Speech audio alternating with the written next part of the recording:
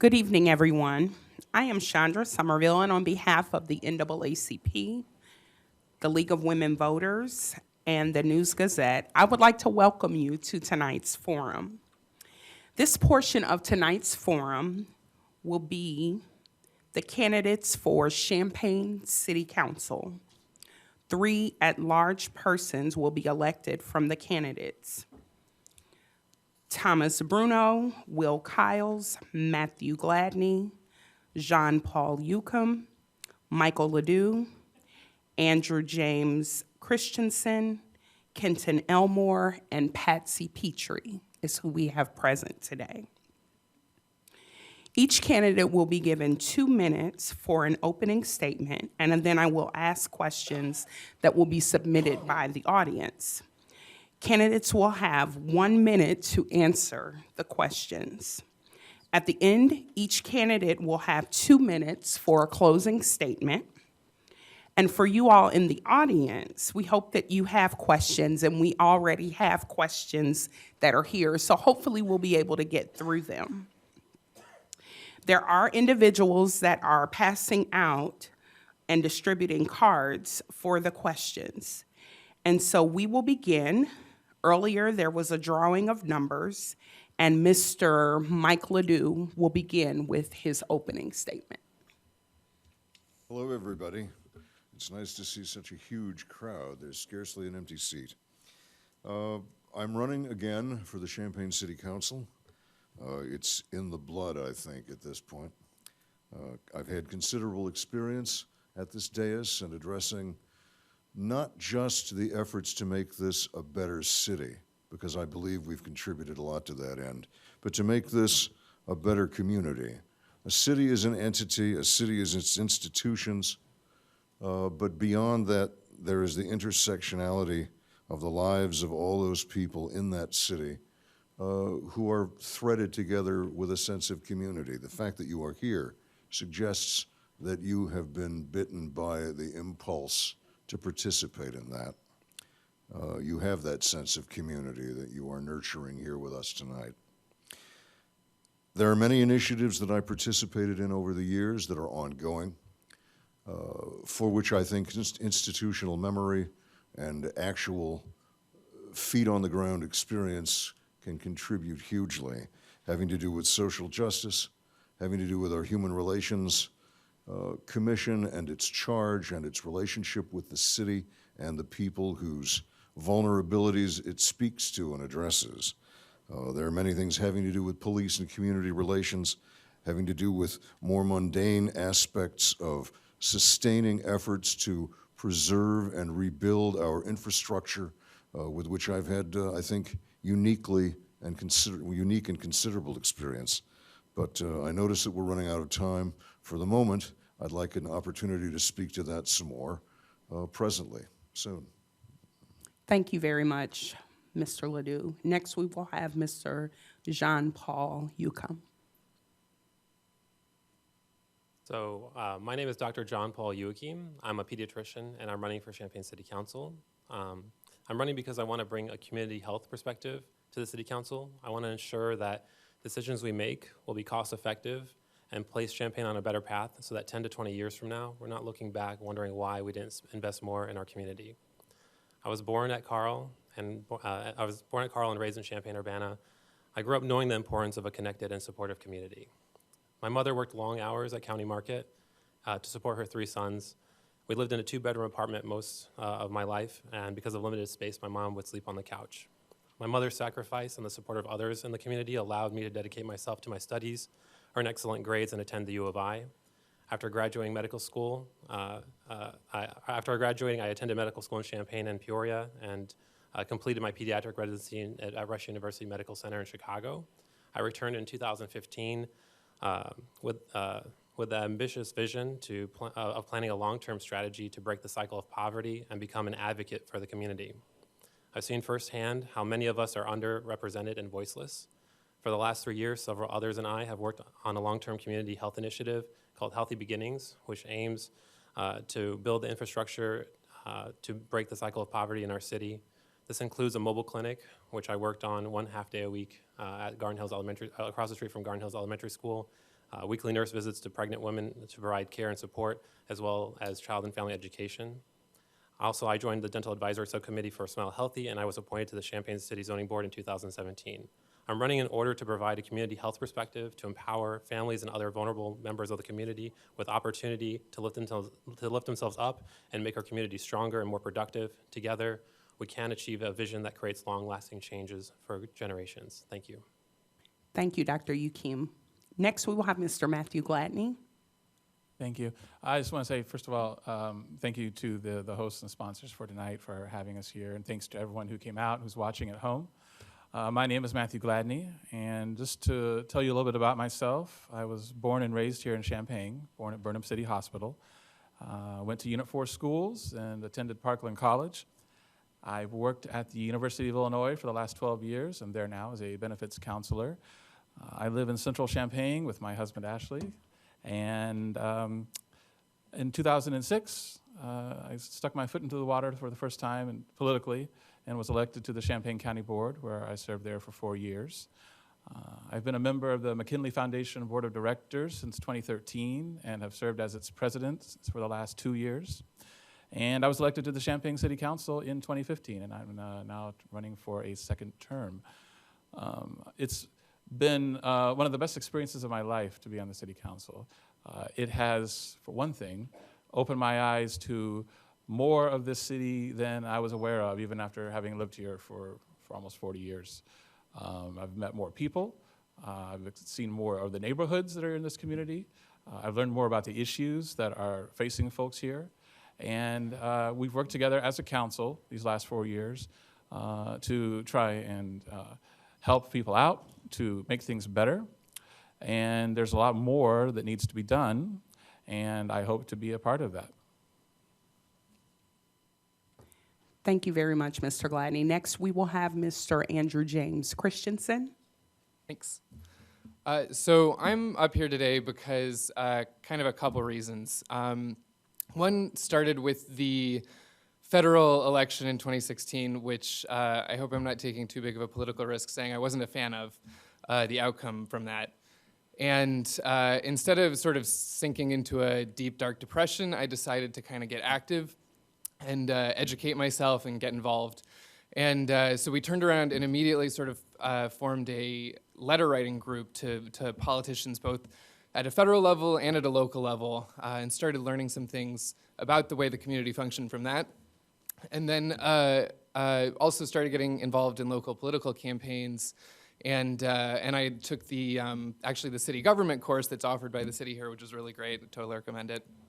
And while that was all going on, I'm also one of the co-founders of the local film society, and we run a student screenwriting and filmmaking competition every year. And the year ends with a big gala at the Virginia Theater.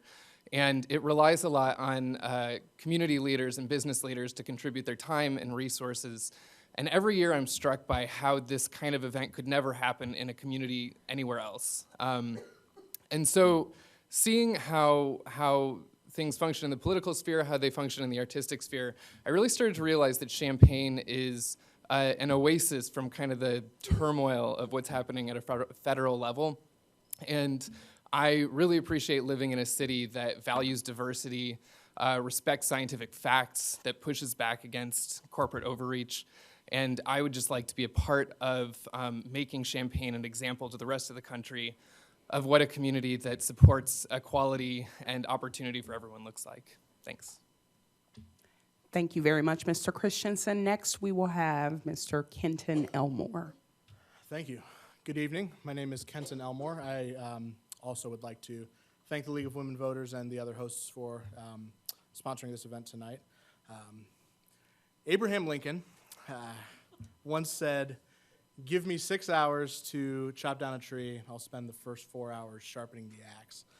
Obviously, he was referring to the value of preparation. I have prepared myself to serve on city council. I've prepared as an engaged member of this community for over 25 years. I was also born at Carle Hospital, My mother has worked at Carle Hospital for over 30 years. I attended Unit 4 schools. I graduated from the University of Illinois. I've been prepared as a current city official. I serve on the City of Champaign's Human Relations Commission. I was appointed to that position by the mayor and city council in 2016. I am also a graduate of Champaign City Government 101, so I've prepared myself as a student of city government, Champaign City Government. I've also attended just about every city council meeting in person for the last couple of years, over 100 in total, sitting right over there. It has really allowed me to understand how council operates, the dynamic of this council. I understand how your representatives work with each other to serve you, and I think I have some ideas about how we can better serve you. I also want to thank everybody who came here tonight. I've been in your shoes. I definitely want to thank you for your commitment to engaging with your community and learning about the folks who wish to serve you. It is my goal tonight to talk about the issues that are important to you and hopefully gain your support in this upcoming election. In that, I also thank you as well for your commitment to vote on April 2nd. Thank you. Thank you, Mr. Elmore. Next, we will have Ms. Patsy Petrie. I'm Patsy Petrie. I'm a 48-year resident of Champaign. And what I want to talk about, first of all, are the priorities and the reasons for running. The first one is my concern for our community and our residents so that decisions are always made in the best interests of the residents and that the tax dollars that come to the city are used in the most effective and efficient way. The second is a sustainable community, and the way we define sustainable is economic, environmental, and equity and equality in the community. And then the third is economic development, which is the engine of our community. So I'd like to go back and talk about some of the things that I have done in the community that show these priorities that I've been working on all these years that I've been living here. The first one is that in 1978, a group of us were the ones who shepherded and started the Champaign County Healthcare Consumers. And then in 1981, there were 5 of us who got together and started the Preservation and Conservation Association of Champaign County, and it's affectionately known as PACA. And then the third project, which I'm very happy to have been involved with, which has grown dramatically throughout the community, is the stormwater management. And the first one that I worked on was the John Street Watershed Project. And that has then spun off to the 2 others that have just been completed and 3 more that are on the drawing board to help our community. Thank you. Thank you, Ms. Petrie. And next, we will have Mr. Will Kiles. I tell you, the butterflies never stopping. I've been doing this for a little bit now, and I almost gone through half of my water. I ain't even got to the tough questions yet. So I'm Will Kiles, William Kiles, and I'm glad to be your current city council member at large, and looking forward for your support for the next 4 years. A little bit about me: I am a community servant in whatever capacity that God has me, whether it's in my church, whether it's here, whether it's serving people in a soup line, whether it's serving children. I'm just a community servant. That's who I am, and that's, again, who I believe that's just the person that God called me to be. I have a wonderful wife who is out in the audience, and 2 amazing children. And like many people that have already spoken, I just want a life for everyone, a high quality life of everyone. I want everybody to be able to achieve what they believe in achieving. I've been on the city council for 10 years, and I've been involved in some of the toughest issues, whether it was with Kiwa and Carrington, whether it's talking about in-town development, whether it's talking about how to engage youth more, how to reduce violence, and we've had some victories. They've taken some time over the years. They've taken some patience. Some of the most memorable things that has happened is the Citizens Review Board. I thought when I first came in that it would just happen. Well, 9 years in, so I've learned over the years. I've learned, as Paul said, how to endure through things, through good times and through bad times.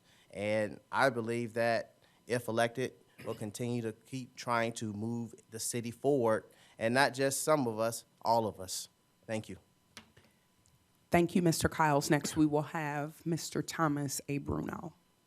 Good evening, and thank you to the League of Women Voters for putting this event together tonight. These are critical opportunities for us to speak to the community.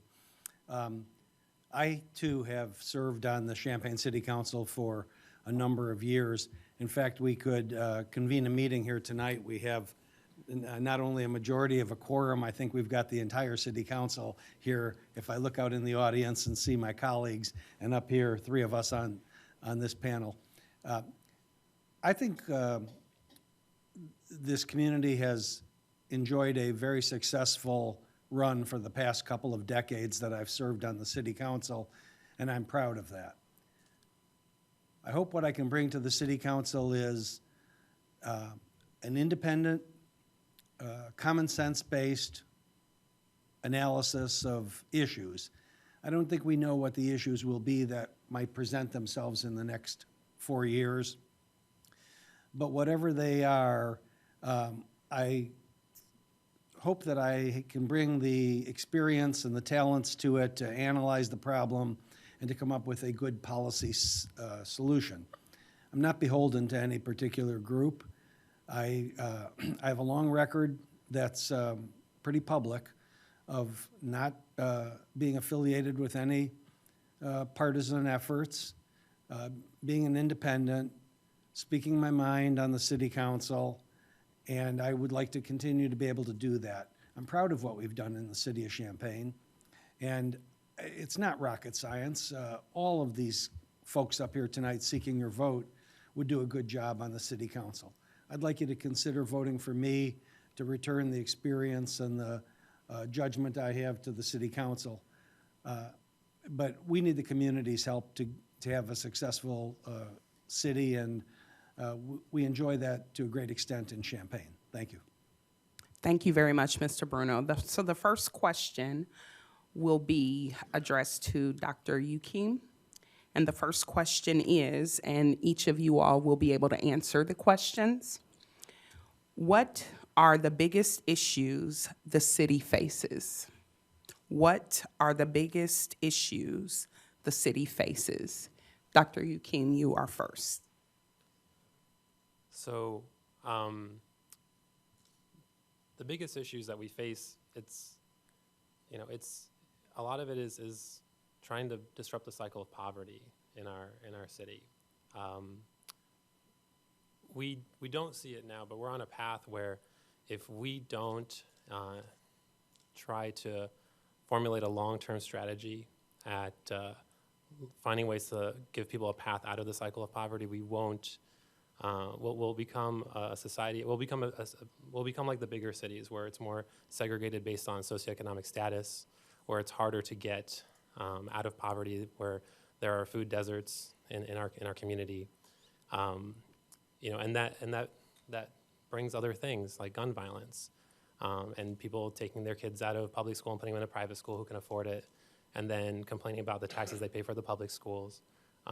And instead of investing in the problem and investing in what we need to do now. So from my perspective, it's making sure we have that vision in mind and trying to formulate ways to I'm sorry, Dr. Yukim, your time is up. stop that. Thanks. Next, we will have Mr. Matthew Gladney. Do you need to repeat the question again? I think I remember it. Thank you. Gun violence is a big issue that we need to address.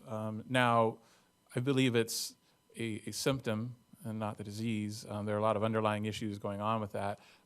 There are some socioeconomic patterns in our town that we need to address. That can be done at a city level. It also can be done at a community level and through the schools and through working with our intergovernmental partners. There are drainage issues this community faces. Where Champaign was built at, it's very prone to flooding. That has been addressed over the years. The campus level and the John Street watershed, West Washington is being worked on. We're also needing to address Garden Hills, which is in the works. That's a big issue, and our infrastructure in general could be improved upon, and a whole host of other things. But those are some of the big ones that come to mind. Thank you. Next, Mr. Christensen. Yeah, I'm kind of going to echo what my colleagues, can I call you colleagues up here, have said. I think that it is the biggest issue in our city. The socioeconomic gap is wide, and the people who are at the low end of that socioeconomic gap are becoming apathetic toward the political process because they don't feel like it serves them. So my answer is short. I think that we need to address that problem because from it, a lot of other problems come. Thank you. Next, we will have Mr. Elmore. Well, we have a group of very prepared candidates. They all know the issues that we face. I agree. We have stormwater issues, we have gun violence issues, issues of poverty, underserved neighborhoods. There are a lot of things that are going right, though, and I think one of the keys to addressing some of our issues is to make sure that we take a holistic approach to every issue that comes up, whether it's a good thing or a bad thing. The last city council meeting earlier this week, they talked about the Douglas Bike Share project that's been going on for the last year, and that's something that's been going really well, but you can very easily look at that and see how it will relate to some of the issues that we have, such as underserved neighborhoods, gun violence, and things like that. When we talk about how that's helping people get around campus a little bit better, I look at it in terms of maybe there are folks that are having an easier time getting to their job, or maybe they're able to hold down a job because before, when they didn't have transportation to get there, now they do. That obviously funnels into some of the bigger issues that can be symptoms of those I'm sorry, types Mr. Elmore, your time is up. Thank you. Thank you. Next, Ms. Petrie. I don't look at it. That's your microphone. I don't look at it as a problem. I look at it as an opportunity. What our Chancellor Jones has stated, and that is the focus on the growth of the university and a very positive response to that from the Director of Planning here in the city, and capturing that opportunity to address some of the other issues that my colleagues have discussed and that I've worked on before. We do have flooding.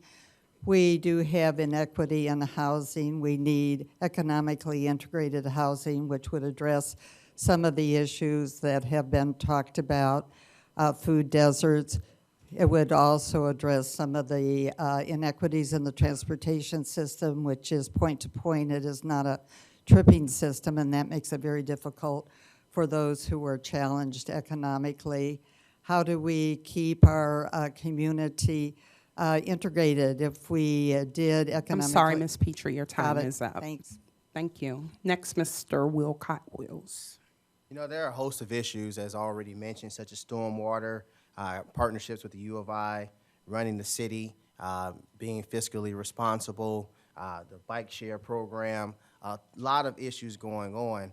I think the number one issue that I've heard while campaigning and through this process is public safety, and particularly gun violence. If we're going to deal with gun violence, to be honest, we have to be able and willing to engage with people that may not look like us, that may not talk like us, and may not think like us. And so from that standpoint, if we don't do that, then the conversation with gun violence only is just what it is, a conversation. We have done some efforts, and we need to up the ante on those programs, but the reality is we as a community need to come together and engage each other, where we're comfortable or not.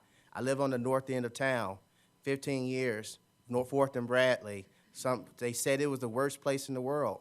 My son plays at Douglas. I like to see all the community come to Douglas Park. That's how we change our community and start dealing with those issues. Mr. Bruno. Thank you. Serving on the city council, you see that we have packed house here once in a while for particular topics. And if you ask on any given night what folks think is the number one issue facing the city of Champaign, it depends on what folks you're asking. I think to define that in a different way is to say we all want to see a higher quality of life. For many people, that's focused on roads and streets and potholes, and for other folks, it's an effective police department. For other folks, it's keeping our taxes reasonable, and for other folks, it's job opportunities. So depending on who it is, but it all can be boiled down into a higher quality of life. And I'm proud to say that this is a community that young people would like to continue to live in, so we don't have the brain drain that other college towns suffer. Thank you, Mr. Bruno. Mr. Michael Ledoux. Yeah, after decades of experience wrestling with a number of these issues, the thing that looms largest is the relationship of all the issues to one another. You cannot address one without having a profound impact on the others. You cannot neglect one without having a deep impact on the others. One of the things that governs quality of life, as has been alluded to, is the sense of buy-in that everyone has here in a community they feel they belong to, in a community they feel belongs to them. The taller the buildings get with the economic prosperity we enjoy, the longer the shadows get within which those least able to afford to live here have to find a place for themselves. I think that affordable housing is critical. I think access to housing is critical. I alone, among all the people who've served here in the last 30 years, voted to strengthen our human relations ordinance to protect those in our carceral society, being released from the criminal justice system, trying to reunite with their families without facing housing discrimination. I would want to Thank you, address that. Mr. Ledoux. The next question, and we will start with Mr. Gladney. Do you support the repeal of section 17 4.5 of the City Code, which exempts from the human rights law non-discrimination protection based on felony conviction until the person has lived outside of jail or prison for 5 years? So I was one of 3 council members who signed an initial study session to discuss that. And I've also signed on to another study session request, which means, and that one has gone through, and we'll probably be discussing that, or the council will be discussing that in the next few months. So I believe that if someone has served their debts to society, one of the best ways to help them not reoffend would be to remove at least one of the stressors of worrying about where they're going to live. I think all reasonable people can agree on that. And so I am very open to discussing repeal of that, or at the very minimum, reduction in the number of years. But I think we need to have that discussion. And I think that when people come back into society, we should make it easy for them to try and reintegrate. And one of the best ways to do that is to have stable housing available to them and not put up obstacles to that. Thank you, Mr. Gladney. Mr. Christensen, do you need me to read the question again? Yeah, so I'm on the same page. It doesn't seem like this law was created in the spirit of the Human Rights Ordinance to me, this exception to the Human Rights Ordinance. It is pretty clear on a national level, we're seeing this everywhere, that race and class are sort of proxied by things like incarceration history, which disproportionately affects certain populations. So I would definitely look at this section of the code with a critical eye, especially because the Federal Fair Housing Act has already declared that something like that isn't legal. So I'm surprised it's there, and I would definitely vote to get rid of it. Thank you, Mr. Christensen. Next, Mr. Elmore. So I definitely I've worked on this issue a lot. I think serving on the Human Relations Commission the last couple of years, on multiple occasions, we have unanimously suggested to council that they bring this issue forth in a study session. Section 17-4.5 starts by saying, nothing in this chapter shall prohibit discrimination. And I'll stop right there. That type of language does not belong in any human rights ordinance. And for that reason alone, if nothing else, that's why it needs to be considered. It was one of my Big things early in this campaign to say that if elected to city council, I'll use the same pen that I signed my oath of office to sign the study session to bring this forward. It pleases me that that won't be necessary. The city council has, after a couple of years of hard work, brought this issue to a point where there is a majority and it will be considered. That will be after the election, and if elected to serve, I will be a large supporter of changing the language in the code. Thank you. Ms. Petrie? Thank you. I'm very pleased to hear that there's effort to bring forth another study session on this issue. It does need to be studied, and in the studying has to include not just removing that from the human rights ordinance, which needs to be done, but a discussion on how this will be implemented, because there is some resistance that's already been expressed by the realtors, some of the realtors in our community, and a concern about the removal of that. That's number one. And number two is back to what I said originally, and that is we do have to look at the housing available for those who are coming back and for those who are of lower income. That's not the housing that's being built presently in our community. Thank you, Ms. Petrie. Next, Mr. Will Kiles. So I supported the original study session to repeal this ordinance, this section, and I also supported the study session moving forward. I think that it goes back to the psychology when you think about someone getting out or being released, and if their hope factor and their belief factor and their thought process, if a person can't get a house, to one of the basic needs, then when you think about all of the other things that we're talking about, such as how to reduce gun violence, how to have access to economic opportunities and all of those things, if a person can't get a house or an apartment that with some level of standard of quality, then that hope factor and that belief factor and that they're going to be able to do other things and bigger things is just not going to be there. So yes, I did support those things. Thank you. Mr. Bruno. Thank you.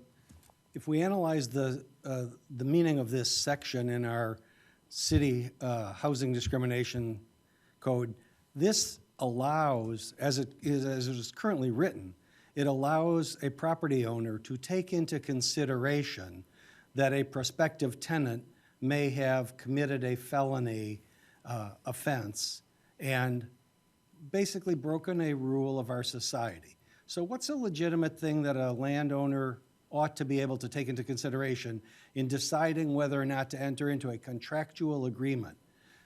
I completely agree that it ought to be illegal, and it is illegal, to take into account gender, religious belief, race, but I don't think it ought to be off limits to take into consideration, have you been able to abide by the rules of society?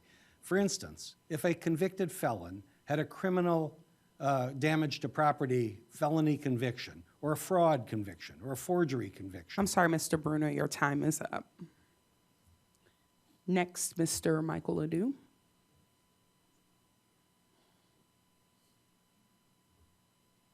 Would you like me to read the question again? Please. Okay. Do you support the repeal of Section 17-4.5 of the City Code, which exempts from the human rights law non-discrimination protection based on felony conviction until the person has lived outside of jail or prison for 5 years? I would vote to repeal that. In fact, it came up in the 90s, and I was the only person who did vote to repeal it. It has been brought back, and I have spoken to the Human Relations Commission, urging that they persist and bring it back to the council, and they have, which gratifies me. We're a nation that, for a variety of complex reasons, jails more people per capita than China and Russia. All of those individuals will have a record, and they're all people with whom we share our society. But recidivism is a huge problem, and as a city has to be concerned about how to address recidivism. One of the easiest and most immediate ways to address recidivism is to make sure that people have a home base from which to reconsider the choices they've made and live productive lives and be a part of the community again. Without a home, that isn't possible. Thank you. Dr. Yukim? I agree. I would repeal the section of the code. It is discriminatory against people of color that are more affected by the criminal justice system in our country unfairly, and this is discriminatory against poverty, against poor people. It does not promote the well-being of the community. It basically places ex-offenders who have paid their debt to society to be at the mercy of landlords or be homeless. It is not something that builds a strong community, and something that I would 100% be in support of repealing and would fight to repeal. Thank you. Thank you. The next question, and we will start with you, Mr. Christensen. Do you support Champaign starting systematic inspection of the inside of apartments to ensure property maintenance code is compliant? Yeah, I do believe that tenant rights are extremely important and often overlooked. Landlords are people who really contribute to our economy and are an important part of the growth of this city. But I do believe that some checks and balances are in order, and being able to be sure that properties are livable and comfortable and promote quality of life for the residents, the more than 50% of our population that are tenants, is definitely an important thing to do. Thank you. Mr. Elmore. I would potentially support something like that. I think one of the things that we have to look at is if this is going to be a program that is going to be administered by the city, it's very important to look at the resources we would have to allocate towards that. As Mr. Christensen said, there are quite a lot of people who rent in this community, and that would be quite a lot of people that we'd have to check. We'd have to make sure that we do it in a non-discriminatory fashion, not just in this neighborhood and not that one. And so I would be first and foremost concerned about making sure we don't stretch ourselves too thin on something that may not be a incredibly large issue when you look at some of the other ones that we face. But from a checks and balances standpoint, I'm not against that. I think if you are a tenant, then you ought to be potentially, responsible for check-ins, making sure that the space that you occupy is protected. I'm sorry, Mr. Elmore, your time is up. I was done. Next, we will have Ms. Patsy Petrie. Thank you. Both the renter and the rentee have rights, and that has not been the emphasis in the present system. I certainly think this does need to be explored, but if and when this is brought before the City Council, I would hope that the people involved in looking this over and setting criteria and engaging probably neighborhood services to do this will not only be the people who own the property, but people who rent property and staff, so that we know best how this can be done in an equitable and even manner. It is very difficult to engage people to enter their property. There's no question about that. But on the other hand, those people do need to have some place to turn when there are issues with rental property and they are not being able to engage the owner of that property to adjust them. And I'm sorry, Ms. Petrie, your time is up. thank you. Mr. Kiles? So here was an issue. That was an issue that I actually tried to drive.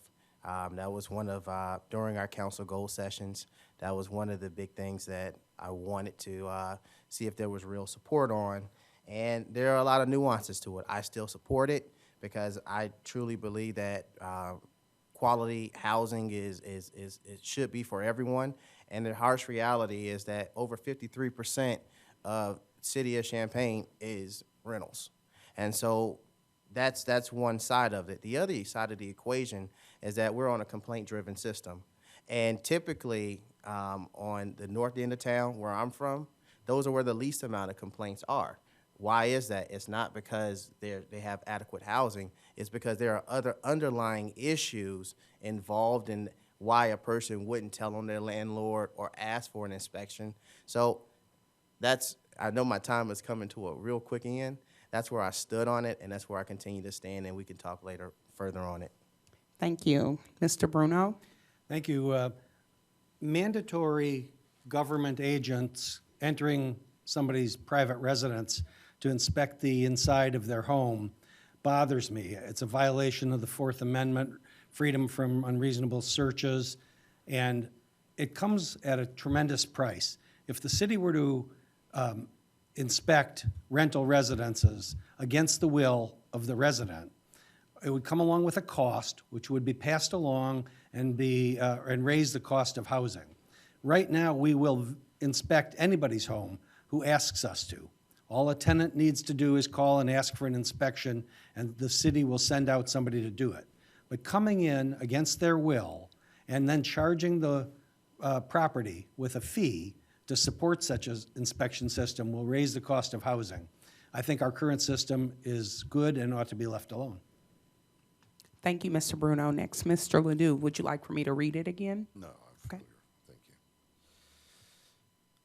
This has been a difficult recurring question for a long time, clearly, which is why councils in the past have addressed this and compromised on the concept of mandatory commons areas inspection, mandatory external inspection that generates information about what might be contained elsewhere in the building without treading upon the relationship between the tenant and the landlord.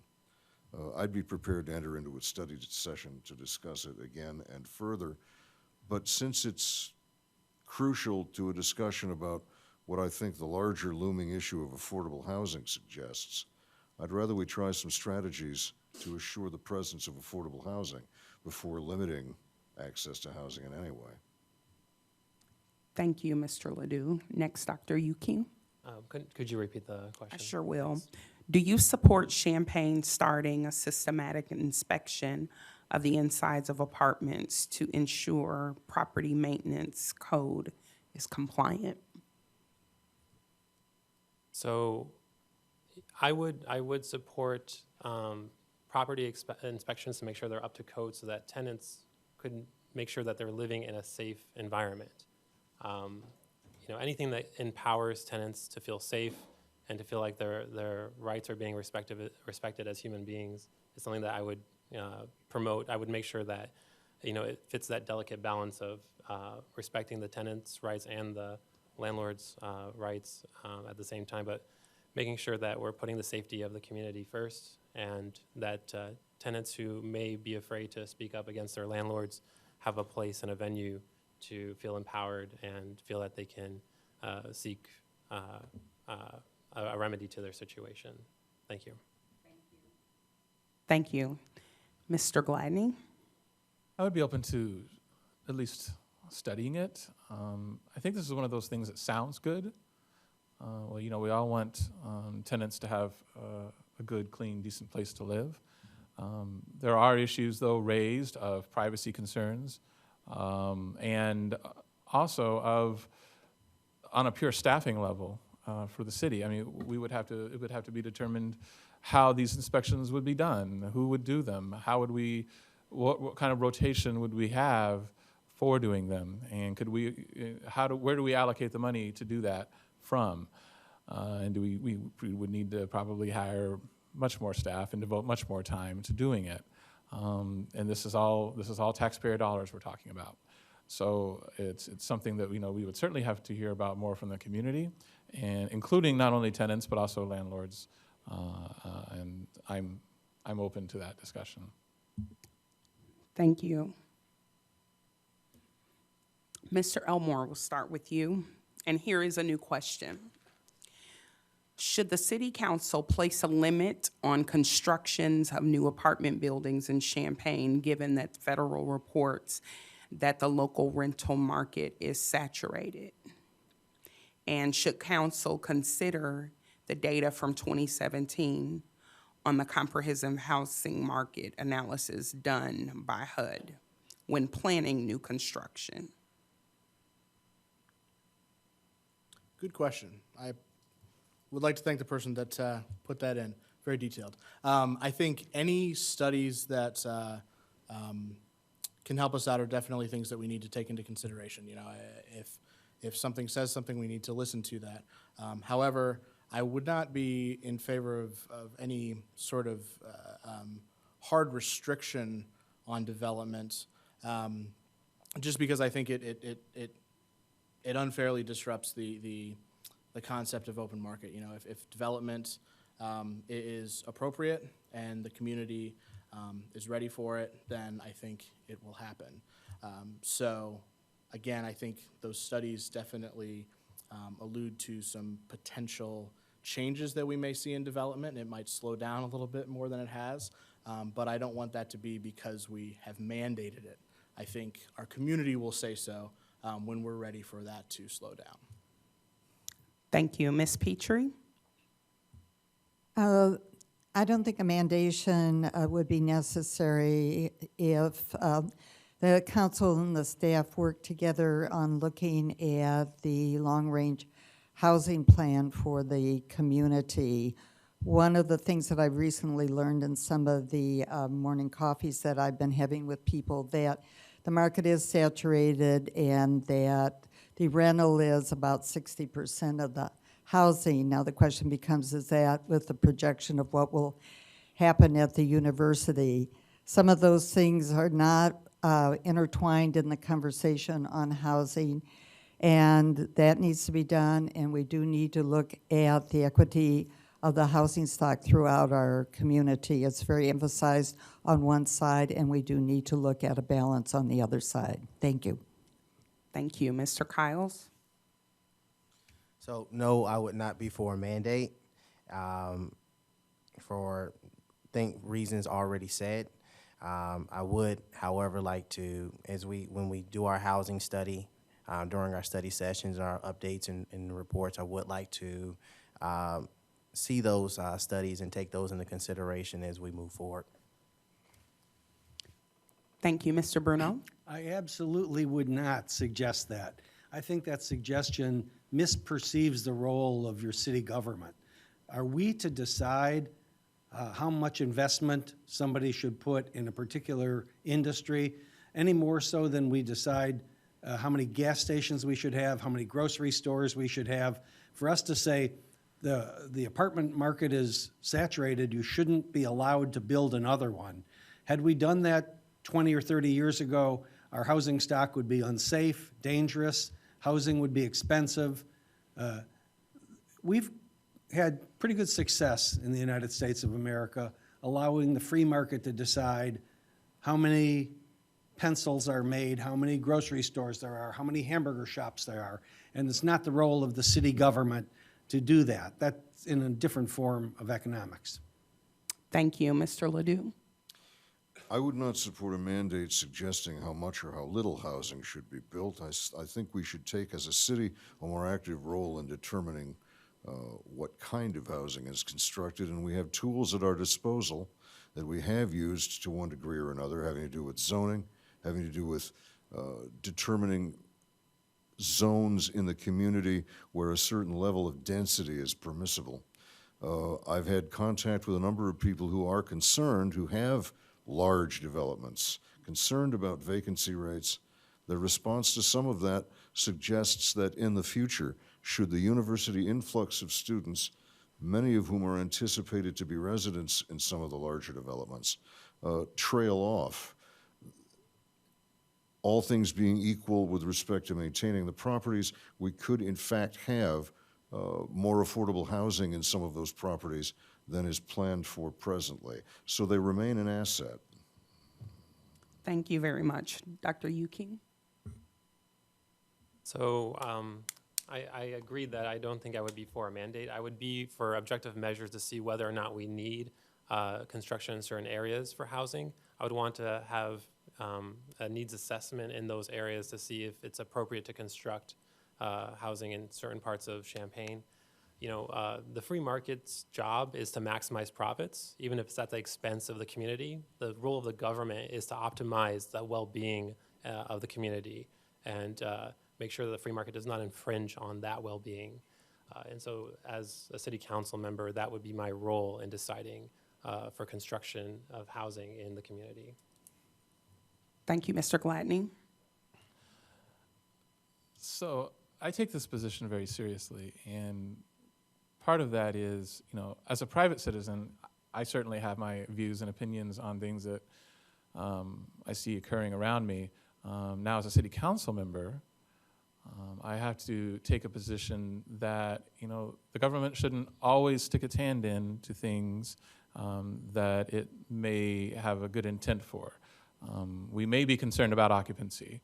We may be concerned about future student projections. But we also shouldn't let that bind our hands and not let the free market do its job. I feel like if there is a downturn in demand, the market will adjust. And I think while the government does regulate certain things, I think sometimes it's best to stay out of the way and just let things happen as the demand for them does. Thank you, Mr. Christensen. Yeah, so I don't profess to be an expert in reports coming out of the Department of Housing and Urban Development, but I do have the perception that quick and dirty excess housing that goes up and looks shiny on the outside and is only built to last a few years can significantly deteriorate the housing market that is more stable and sustainable. And that deterioration affects people of a lower socioeconomic background more significantly. And so I won't say whether I would or wouldn't consider this because I would need to do more research, but I would certainly take it very seriously in that context. Thank you very much. This next question will start with Ms. Petrie. What would you do to work for an adoption of gun-safe policies and laws in the city, county, state, and national government? Is the council concerned on the national level? I'm just reading the information that came to me. Well, several things that I would move forward to engage, needless to say, our 5 police departments, some of our mental health professionals in our community who are working very hard on these issues. There's some agencies that are very involved in that. And to come together to engage in developing a strategy on how we can move forward on this issue. This is big in our community. There's no question about it. In my old county board district of District 6, that's where most of it does occur. But what we have been doing presently in our community is not causing the curve to go downward. It's still going upward. And it's time for us to step back and say, are there some other means and ways for us to address this very serious issue in our community? I do not have a flat plan, but I do definitely see that we need to change course. Petrie, your time is up, unfortunately. Mr. Kiles, would you like me to read the question again? Sure. Yes, thank you. What would you do to work for adoption of gun-safe policies and laws in the city, county, and state, and national government? So I understand the broader perspective, and I believe, as mentioned just before me, that we should work with agencies that this is what they do, this is what they breathe, this is like such as the NAACP, such as individuals that take this issue on. From a council perspective, we have not necessarily done with the adoption of gun safety laws because that's pretty much put back to pretty much defined already by the state. But I do believe in working with our partners and doing what the initial the question is to reduce gun violence and continuing to work on programs and continue to work on efforts and dealing with the real issues why people pick up guns in the first place. Thank you, Mr. Bruno. Well, if I heard the question correctly, it's asking about gun-safe laws, and frankly, that's a term of art apparently that I'm maybe not familiar with. But I will say this, I think I have a pretty good handle on what the role of city government is. And if we get too deep into trying to adopt national policies and focus ourselves on national and international issues, we're not going to pay enough attention to the things that matter to the citizens of Champaign. It's a real ego inflator to be on the Champaign City Council, but I don't think that we ought to come here on a Tuesday night and debate, peace in the Middle East or national or international issues. I think that that's a distraction from stormwater flooding, the potholes in the streets, our health and safety of our own community. That's what I would focus on if I were on the city council. I would not be focusing on national issues, and I think gun issues are important, but it's a national issue. Mr. Bruno, your time is up, unfortunately. And next, we will go to Mr. Ledoux.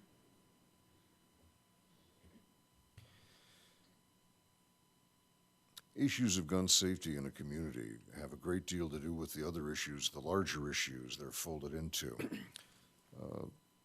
The job of the city council, as I've always understood it, is to try to achieve some balance among the different interests that petition it for redress of their grievances, where they feel that their quality of life is compromised in ways the city can intervene productively. If you do that well, if the city council and local government do that well, some of the fear and anxiety and disinvestment that makes people want to pick up a gun as an expedient to get their needs met or to protect themselves is weakened. As people are made to feel more of a sense of the community to which they belong, the less inclined they are to reach for an extreme measure like a handgun. Thank you. Dr. Yukim? So I'll take this time just to answer how we'll decrease gun violence in the community.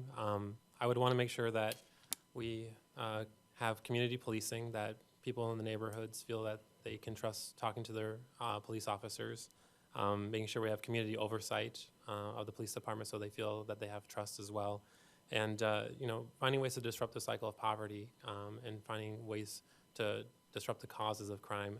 There was a study done in the 1990s by the CDC in Kaiser Permanente that studied adverse childhood experiences ranging from neglect and abuse, and if these children had been exposed to that, or if they had someone in the house that had substance abuse or mental illness or incarceration, they had higher risks for so substance abuse in the future, cancer, all these other things, and they found that those kids had increased impulsivity, and that's what we find in our community, where you have young men with a gun around, a disagreement, and an impulsive action, and a dead body. And so we need to target those adverse childhood experiences to decrease gun violence in the community.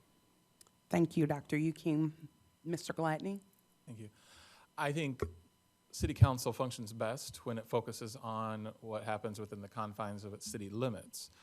That being said, there are occasions where the city will send delegations to the state capitol or to the nation's capital to talk to lawmakers and try and get things done for the city. And at those occasions, we can use to spend talking to them about things that concern us, including gun safety, gun violence, that sort of thing. In general, though, looking at within the confines of our community, we have to treat these symptoms of what is causing gun violence and not just, looking at the guns themselves. Why do people pick up a gun? Why do people go to violent extremes? We have to work on, from a community-based perspective, the reasons for why people do those things and work to fix those. And I think the gun violence will then take care of itself in that regard. Thank you, Mr. Christensen. So I definitely echo the concerns of the person who wrote that question. I think especially being in a town with a world-class university and quite a few really excellent public schools, we worry about what we've seen on the news in regards to school shootings.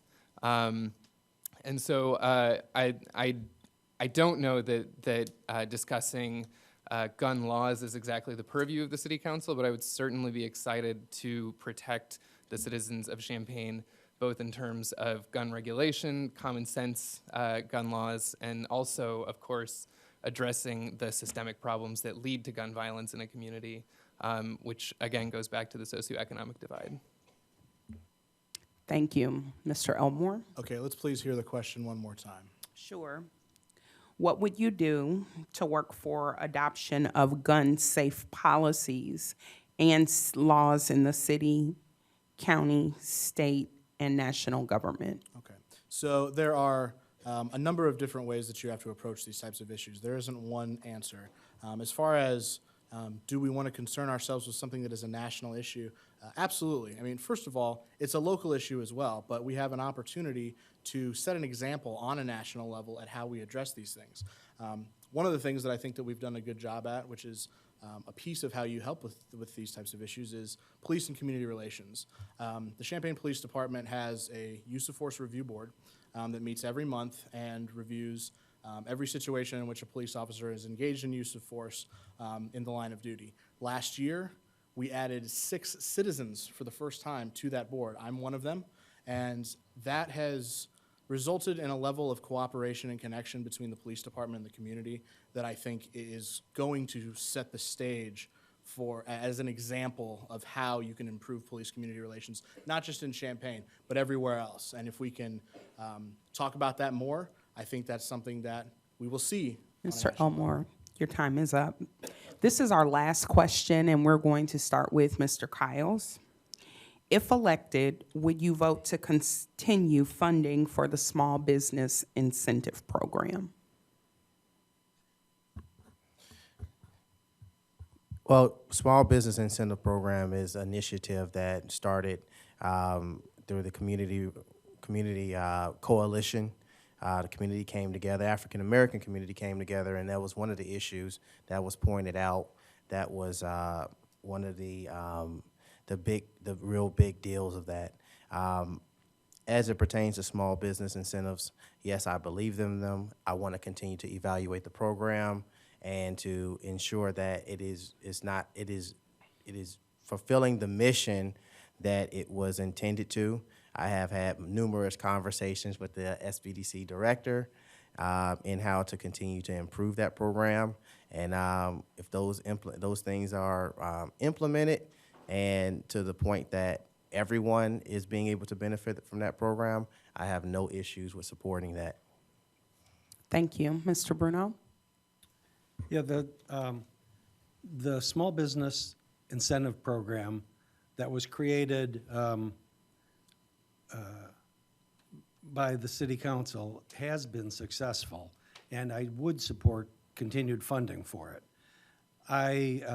We had this discussion just a couple of weeks ago, and personally, my recollection is different than my colleagues here as to what the underlying origins were. My former council colleague, Paul Faraci, felt very strongly about this because he was working in economic development, and he pushed us to start a small business incentive program, and that's my recollection of the origins of the program. It has been successful, and it has helped businesses get off the ground, and we need to continue to support it. Thank you, Mr. Bruno. Mr. Ledoux? Well, I voted to support the foundation of the Small Business Incentive Program. I realize I'm not alone up here among those who did, but I'm pleased that I did. It's an equity issue. It's an equity issue for people who wish to feel like they belong in the community. For heaven's sake, no one's asking the question whether we should discontinue large business incentives. I doubt that we would. It would make little sense then to deny access to funding for small businesses. I manage a small business, so I feel for small business management. I understand the uncertainties that inhere in that level of economic activity, and anything we can do to help strikes me as important and good for everyone. Thank you. Dr. Yuking? I would also definitely support continuing the small business initiative. I think making sure that we monitor any decision we make that has objective goals and that we're meeting those, but it utilizes talent in our community and increases innovation. I think it will create long-lasting wealth when you create small businesses in a community and economic development that's here to stay versus bringing in bigger businesses because they are attached to the community, they're part of the community, they're our neighbors. So I definitely would support it, yes. Thank you, Mr. Gladney. Yes, so we did talk about this like a couple of weeks ago. I'll just kind of echo what I said that night is, I have a huge amount of respect for people who follow their dream and try to start their own business. And so it's not easy. And if, the city often talks about how we want to support economic development, well, this is economic development. I think it's a good thing for us to be there for folks who try and start their own small business and to give them guidance. And I think that's what the Small Business Incentive Program helps do. There are some issues with metrics that are needed for this program that aren't always available. I think, though, once we pin those down, assuming we do, I would be opening to continuing that. Thank you, Mr. Christensen. Yeah. So I'm a member of the local entrepreneurial and creative community, and I have a lot of friends who have sort of seen this community as a place where they can learn the skills they need to go open their business out on the coasts. And I think that is a misguided mindset because there's such a high quality of life here and there's such opportunity here. And so I think the problem with the Small Business Incentive Program is that it's not ambitious enough. I would definitely want to continue it and to grow it and maybe even look at other opportunities to retain local talent that's coming out of the university. And of course, I'm super interested in making sure that everyone has equal access. More Black business leaders would be only the best thing for it. So yes, I'm absolutely in favor. Thank you, Mr. Elmore. So I believe the last time council chambers was as full as it is today, or tonight, was a few weeks ago when City Council talked about the success of the Small Business Incentive Program. Dozens of people got up and talked about how that money has helped their business get off the ground or grow, has helped their lives. Has this program worked? Absolutely. All the money has been allocated. The City Council had to vote to allocate more to folks that are in the pipeline. But like any other program, are there a couple of adjustments that we need to make? Absolutely. Has it affected every single member of our community so far? Absolutely not. Any program that does that is amazing. We'll never get there. So I absolutely support the continuation. I support us making sure that we make the right small adjustments so that it benefits our community, every part of our community, and council's role in that, I think, will be very, very key. Ms. Petrie? Thank you. Yes, indeed, that conversation at that council meeting was described as very robust. It was a good conversation. I mentioned that I see economic development as the engine of the community, so obviously I'm very much in favor of whatever we can do to incentivize economic growth. I do have a couple of things that are important from studies that have been done. The highest return rate to the community is supporting small businesses. The next highest is supporting businesses that already exist in the community and grow. Also, the other aspect of this is that economic development doesn't remain within the boundaries of Champaign. It's a regional issue, so it's time for us to start thinking regionally in our economic development. And the last is that there are loan programs that the county controls, and maybe it's time for an integration between Ms. what the Petrie, I'm communities sorry, are your doing. time is up. Thank you. So we are now getting to the place where we're going to have the closing statements, and you will have 2 minutes for your closing statement. And since Mr. Ledoux started first opening, he will start and then Mr. Bruno will close. Well, what a privilege it's been to serve on the city council. It was the most exciting thing I've ever done. And I have missed it. I've taken a break, and I'm ready to resume where I left off. I hope you're ready to have me. I've been very interested in the issues as they have evolved because I've had a sense of a stake in trying to address them. And I'm very interested in continuing with some of the initiatives I was privileged to be a party to over the last few years, including the Small Business Incentive Program, certainly including drainage questions. I was in at ground zero of the commencement of the discussions of addressing our infrastructure needs in the city.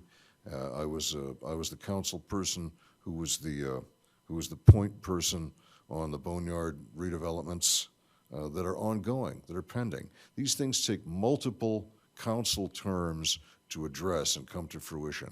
And there have been times when direct intervention has been important to keep the council, as its constituent has changed, on track. I was privileged to be able to do that, and I think I acquired a unique skill set for participating and engaging these issues on that level with councils as they change. That would inform my continued participation in those issues. I thank you for that opportunity. Thank you, Mr. Ledoux. Dr. Yukim? So first, I'd like to thank our hosts for letting us have this event and, allowing the candidates to express their ideas for City Council and what we would like to achieve. I hope people watching and listening take the time to deliberate at the ideas presented today and make the best choice for City Council. With your support, I would like to provide a community health perspective to the City Council. I'll advocate for investments in drainage and infrastructure in Garden Hills sooner rather than later so they can become a thriving part of the community. I will fight to change ordinance violations to take into account an individual's ability to pay so we don't create debtors, prisons, and courts. I will push to repeal Section 17-4.5 of the City Code so we don't condemn ex-offenders to either being homeless or at the mercy of landlords. I would like to preserve a moratorium on new video gambling establishments and in the long term decrease them and remove them from our community as they are detrimental to long-term health and will cost taxpayers more money in the future. I would like to address these and other issues so that in the long term we will disrupt the cycle of poverty, decrease gun violence, and reduce recidivism rates, leading to a more productive and healthier community. Thank you. Thank you. Mr. Gladney? Thank you. So thanks again for having us here tonight. It has been an honor to serve you all in the City Council. There are a lot of things going on here that I would like to see to fruition, or at least part of the way. We've got a lot of issues on the horizon. We have the MCOR project that's still ongoing. We have continued work on the West Washington Street drainage project. There are a lot of residential zoning changes that are occurring that impact several of our neighborhoods. We have the Garden Hills drainage project that I would love, if we can afford to, see brought up sooner. There's the whole downtown possible arena expansion, the yards. And I also want to help to make sure our downtown remains vibrant. And I also want to help with the issue of gun violence in the community. There's a lot of balls in the air. And I would like to continue juggling them. I really love this community. I grew up here. I've seen it change over 4 decades. And I would like to be a part of helping to shape not only its present, but its future for the better. I take this job very seriously. I take input from everyone who talks to me. And know that I take everything you say very seriously. I lose sleep at night sometimes over the votes that we take, because I know the impact that it has on every person who lives here in our community. So know that my door is always open, and I look forward to talking to you all and hearing your perspectives as part of this community that we call Champaign. Thank you. Thank you. Mr. Christensen? Yeah, so as sort of someone who's involved in the technological, entrepreneurial, creative realm, I am excited to work on building an identity for this community that is attractive to the talent that's already here and has taken the leap of faith in starting a small business, and also the new voices that could bring more economic opportunity to the community. Part of that is actually developing a city that has character, that people want to stay here. I look forward to working with developers to talk about how we can develop things sustainably, socially responsibly, ecologically responsibly, and maintain the character that really attracts people here and is an economic engine in itself. But most importantly, what I hope to bring to City Council is the ability to bring in people to the political process who classically are not involved in it. I would really like to amplify the voices of the leaders in the African American community. I want to make sure that senior citizens are getting the care they deserve. I want to make sure that citizens with disabilities have access to all of our amazing resources. I want to make sure that neighborhood policing is empathetic, that police officers are in touch with the neighborhoods they serve. And I want to get homeless people off the street and into homes so that we can start to address the issues that are really affecting their lives without them having to worry about stable housing. And I think that I have a unique skill set that allows me to address several of these issues, being a professional, creative problem solver, and having volunteered for years as a community organizer. And so I would really appreciate your support on April 2nd, and thanks again to everyone for hosting this event. Thank you. Mr. Elmore? Well, thank you once again to the League of Women Voters and the other sponsors of this event. I'd like to thank the others here on the dais for committing to this race. You know, City Council is, as it was said a couple of folks ago, it's a very serious job. There's very few things more important than the welfare and prosperity of our community. And if you're going to do a good job at that, I think it's very important that you take the time to prepare to succeed in that role. To President Lincoln's advice, I've been sharpening that axe. I've been learning about Champaign city government, learning about how the council serves the community, finding ways that the council can do a better job at that, and most importantly, engaging with the community to really understand what it is that the community needs from their city government. So in that regard, I want to thank everybody who's here tonight, whether I've talked to you before or whether I'm going to talk to you in the future. The preparation leading up to this point has been very humbling. You learn something new about this community every day when you pledge yourself to serve it. And this next month, I think, will just be nothing but an amplification of that. I don't plan to do a lot of sleeping, but I plan to do an awful lot of engaging with folks.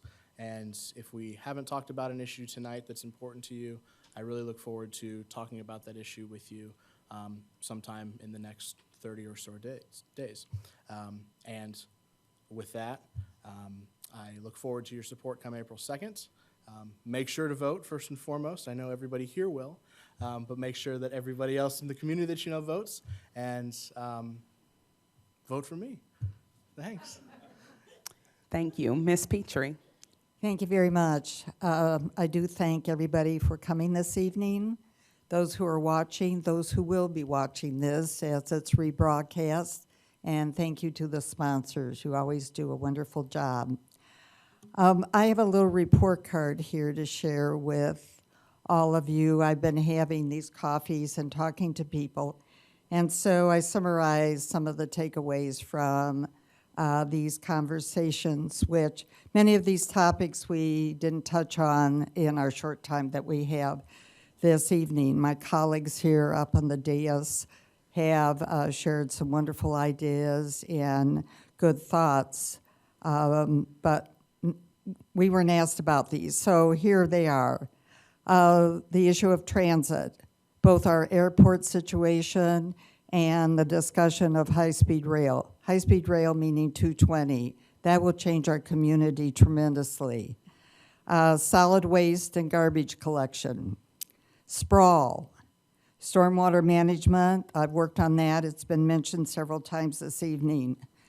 Neighborhood quality, that has sort of been touched on.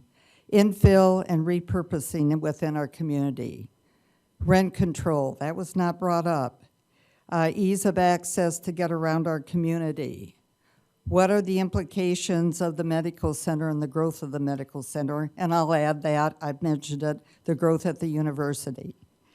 The need for a mid-sized meeting space in the downtown area and the ice rink. That has sort of been already talked about, and some plans have been on and off the table.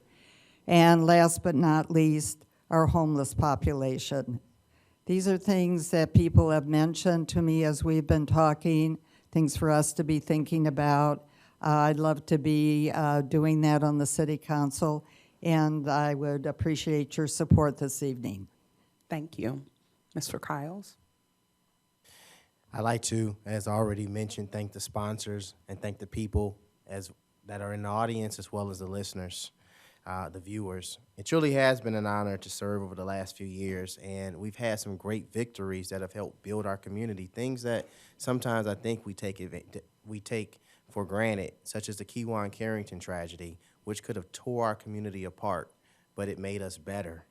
The stormwater was one of the most beautiful, seeing people come together, and everybody that was a part of that budget knew that we didn't have the money, but the neighbors, seeing the neighbors come back every time, and come back into the point that now we have a phase 1, a phase 2, a phase 3. Watching Garden Hills, there wasn't a plan for Garden Hills, and now there is a plan to see Garden Hills move forward.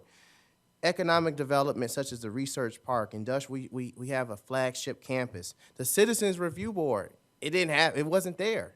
And over time, not only did we have a Citizens Review Board, we have one that the law enforcement as well as the community can come together in agreement on. We have the tough issues. You know, we talked a lot about the Human Relations Ordinance, the ordinance, apartment inspections, dealing with gun violence, tenant-landlord relationships. And those are tough issues that I'm committed to working on, committed to hearing both sides and hearing and making a quality decision based on your input. I think my greatest strength is having a level of service. Jesus once said, if you want to be great, serve, simply.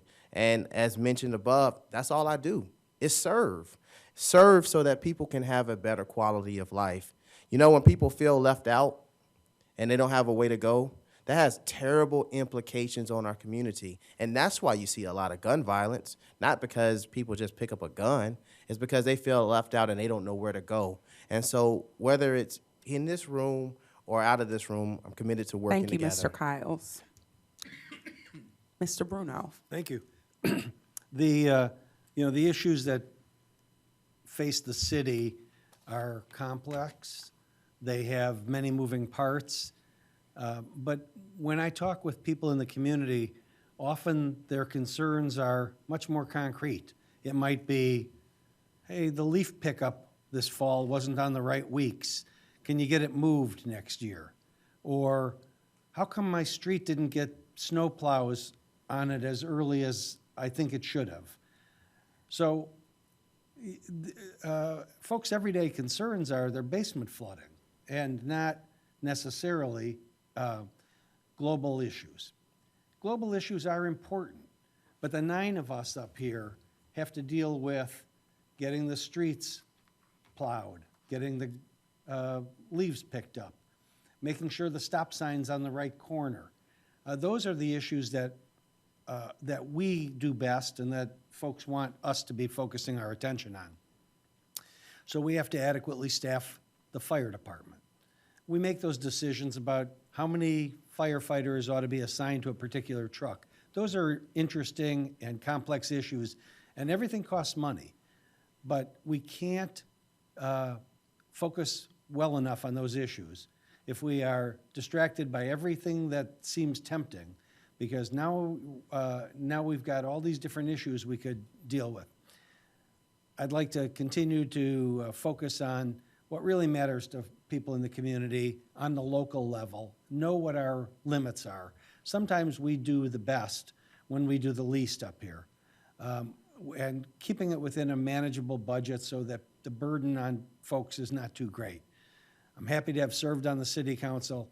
I think I'd like to continue to do so and use common sense approaches to independent judgment on local issues that ought to be addressed on the city council level.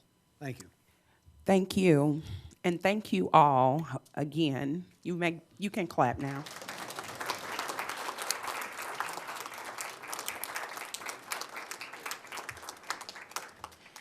Thank you again to our sponsors this evening, the League of Women Voters, the NAACP, and the News Gazette.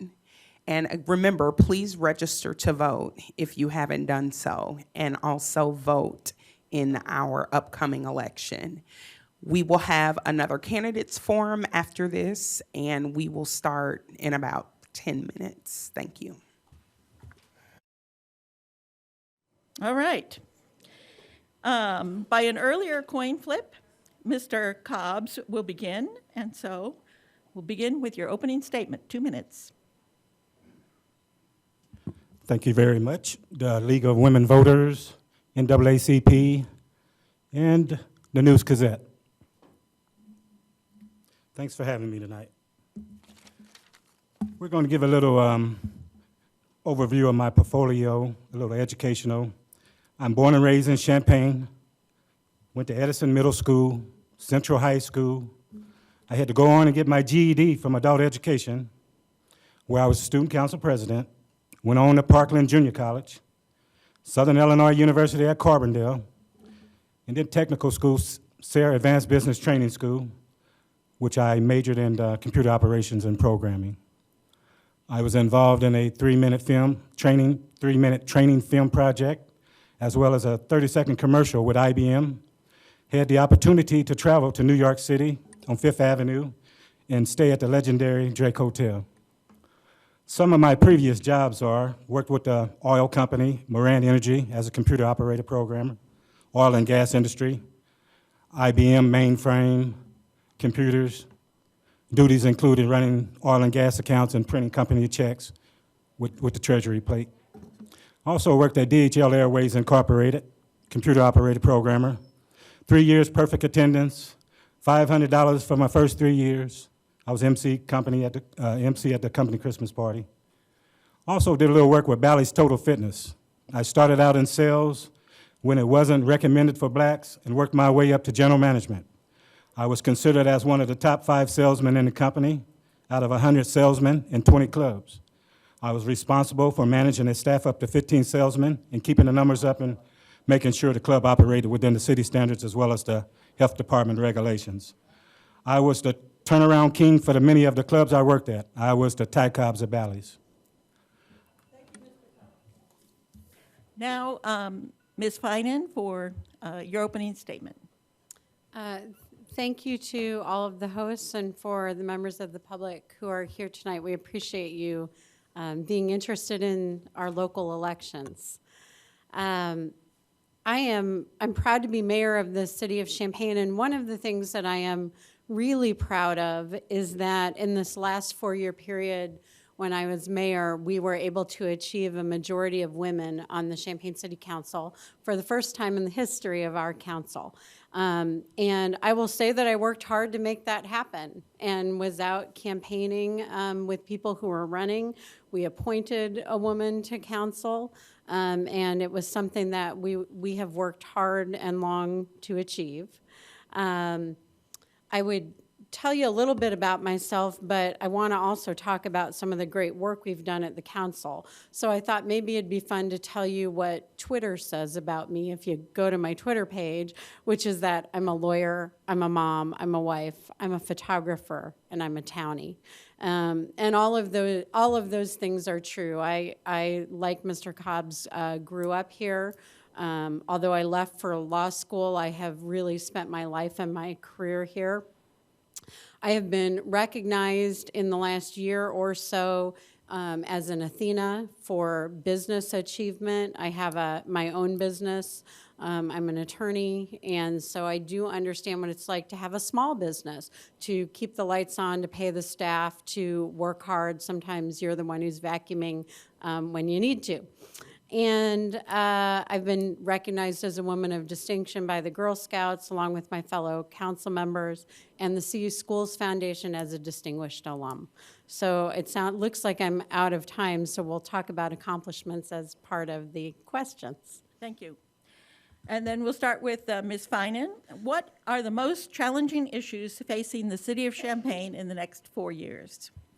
Well, I think we continue to work on the issues of gun violence within the city of Champaign, and that's not an issue that stands on its own.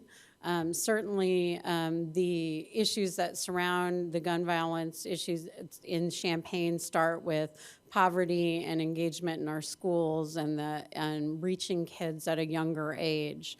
I've been really proud to be part of a council that has helped to implement programs like the Goal Getters program, which is reaching out to high school students.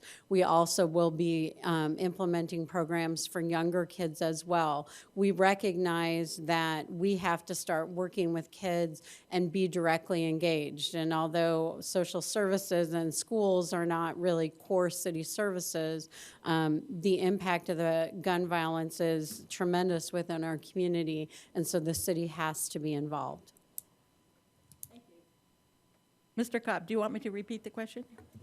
What are the most challenging issues facing the city of Champaign in the next 4 years?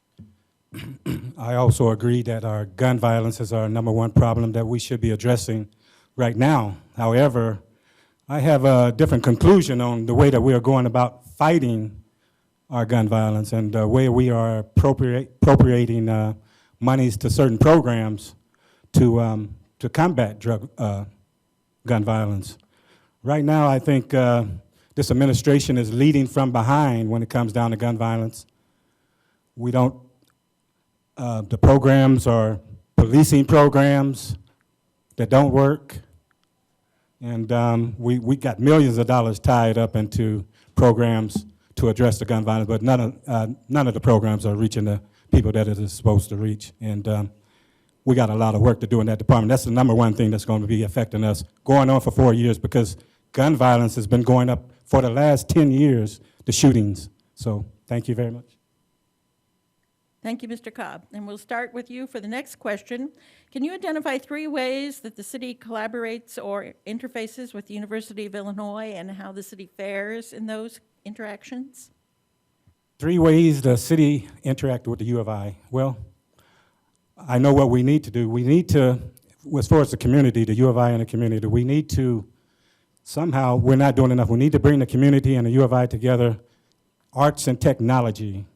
Right now, we have one of the largest universities, in University of Illinois, but we're not utilizing all of our strengths and carrying it out to the community. We got a lot of kids that can benefit, and teenagers that can benefit for the program being at the University of Illinois. And, 3 things: we got to get in the community,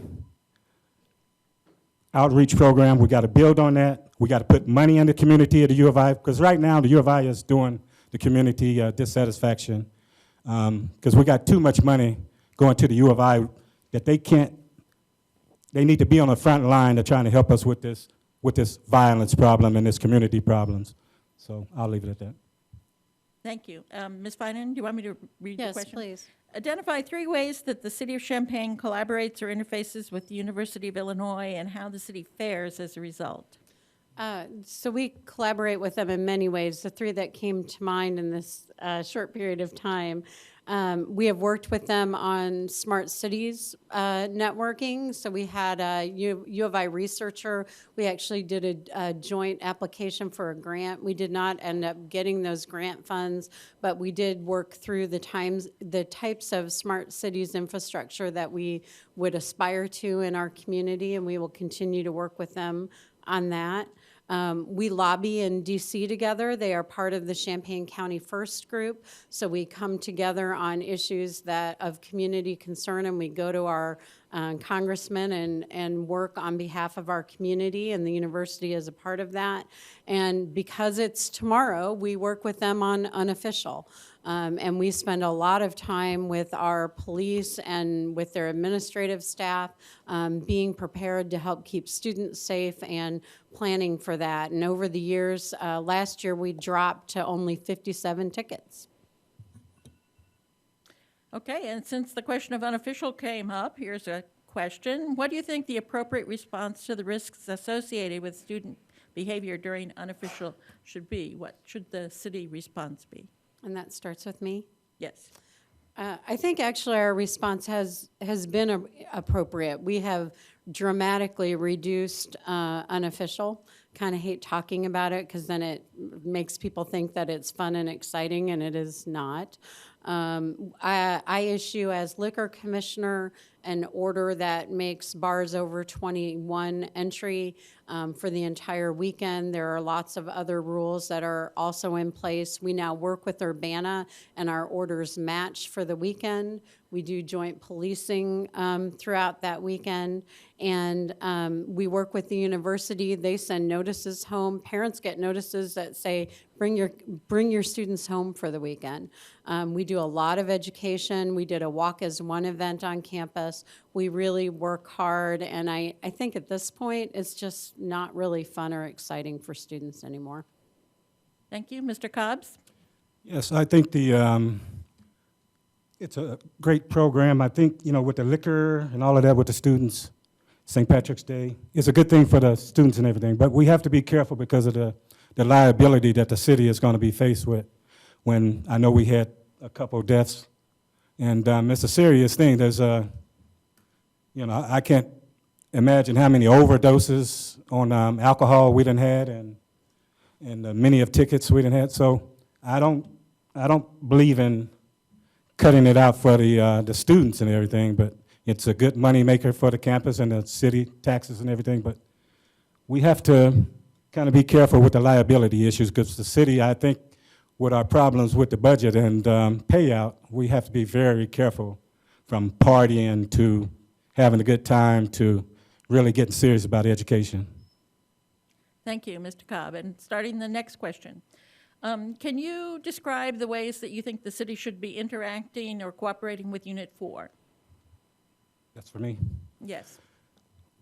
Well, Unit 4, these are our kids. This is our natural resources, Unit 4. I worked over at worked on the equity committee at Unit 4, and we have some serious problems over there. We got the gangs, we got the fighting, we got some issues with the SOR officers that we have to address.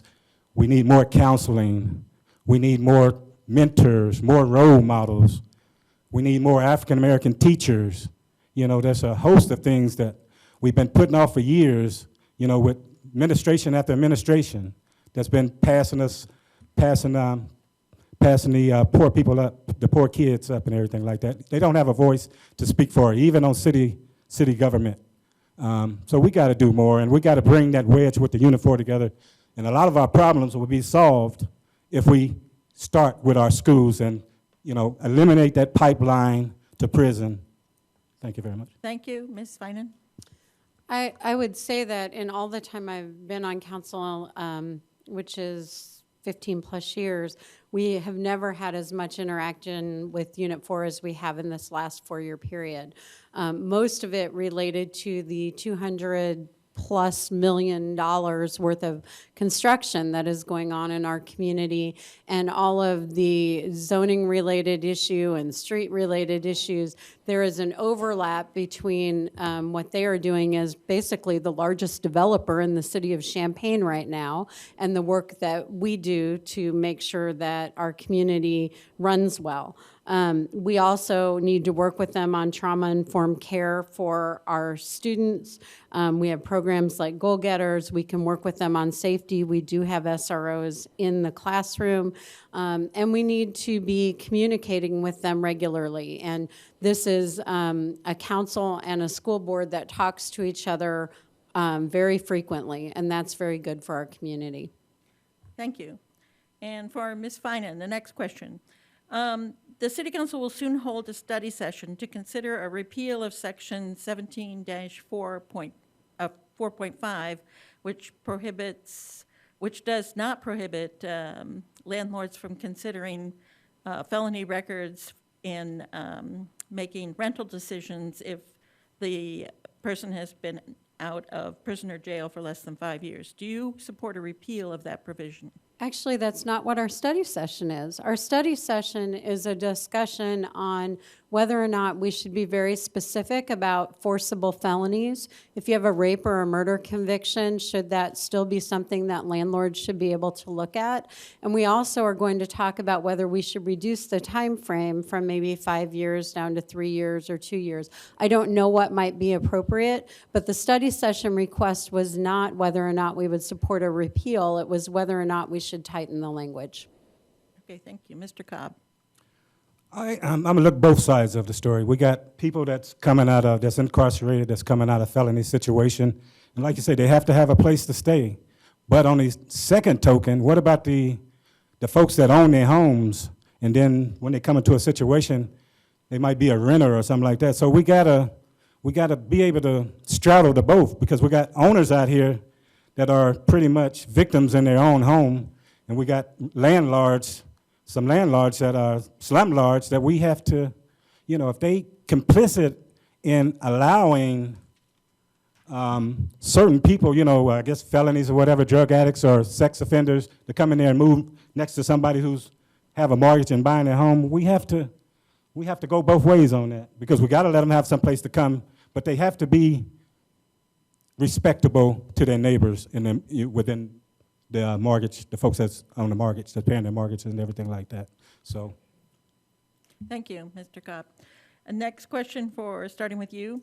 The city of Champaign has a high number of video gambling parlors, supplying the state of Illinois with the 7th highest amount of gambling revenue from a municipality. While such establishments can produce revenue for the city, it can also create a variety of negative outcomes for city residents. What is your opinion regarding these establishments and the number of them?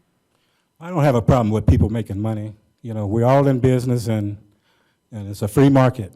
But, however, we don't want 1,000 video gamers in especially in certain districts and certain neighborhoods. So I have a problem with that. But as far as people want to go out and video and be business entrepreneurs, that's what it's all about, the American dream, and we want to be open to businesses. Because right now, look like businesses are either leaving town or they're heading southwest. But we want to kind of make it good for everybody.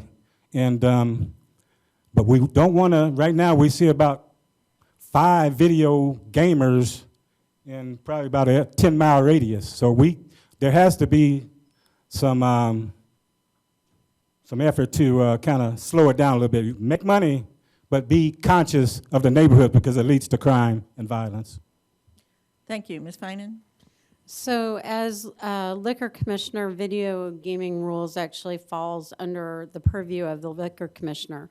And through that, and with the help of council, we had a moratorium in place as we reviewed the rules. We placed a cap on video gaming that was the cap was at the number of the existing businesses that were in place, so that we didn't put anybody out of business when we capped it. And we had some pretty creative rules. So one of our rules is that you must be a business that is in business for a year before you can get a gaming license, which means you're probably not going to get, as I refer to them, the McDonald's of gaming, the Rosie's, Dottie's, whatever, because the only way they stay open is through gaming. That's their only business. But if you're a restaurant or a bar and you have other reasons to be in our community and you want to supplement your revenue with gaming, then if you've stayed in business for a year, you can apply and you can obtain a license. Thank you. Next question.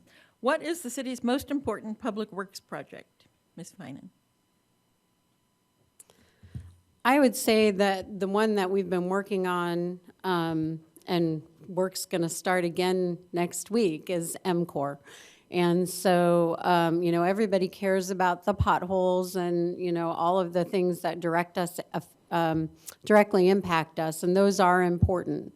But MCOR is a partnership with the University of Illinois and the city of Urbana, and it is rebuilding our campus town. And if you look at Green Street and you look at the amazing changes that have happened on Green Street over the last 4 years, you can't help but see that it will help the growth in our community and it will stabilize our economy. So, and it keeps kids safer because it keeps the buses and the walking and the bikes all in different lanes and out of each other's way. Thank you. Mr. Cobbs? Well, that's kind of unfair because Bristol Park is probably the only thing that I can recognize which is going to benefit District 1 because the mayor has advantage on that particular issue with the MCOR. She has all that information with development. Okay. No response? I would just say that the information is public and on our website at the city. Okay. All the information? Thank you. All the information about And we MCOR. will go on to the next question. Excessive force by Champaign police officers has been a very expensive problem for the city and has resulted in distrust for the police in the community. How do you think that should be addressed, Mr. Cobb? Repeat. Excessive force by Champaign police officers has been a very expensive problem for the city and has resulted in distrust for the police in the community. How do you think this should be addressed? Well, first of all, there is a problem with, I guess, with payout. We have a problem with police a little aggressive with minority, black and brown students and kids. It's like we're working out of two sets of books. One for, I guess, privilege and one for minority. And I imagine that we're paying millions of dollars out. And we have to address that problem. We have to get back to community policing. Police have to get out their car.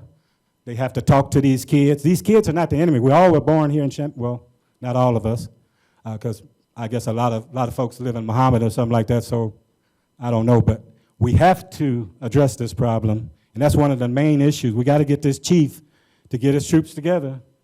We have to work with the citizens. We're all citizens of Champaign-Urbana. We can't treat anyone or anybody any different, and we have a problem with that. Okay. Thank you. Thank you. Ms. Finan. I do have confidence in our chief and in our police. They have a very tough job and a very tough time. I do think that training as appropriate and de-escalation techniques are important, but we have a lot of very good officers who work very hard and put themselves at risk for all of us on a daily basis. We have a huge number of contacts with the public, and I apologize, I don't have that number available, but when you look at total contacts and then you look at the issues that have come forward, even one is too many, but our police are having thousands of contacts, and we need to keep that in mind as we look at this issue. But training and trusting the chief to know when that training and retraining is needed. I also think Citizen Review Board and the Use of Force Committee have been helpful in addressing this issue and will continue to be as we move forward. Okay, and I've been reminded that we're going over our time, so we're going to go to the closing statements.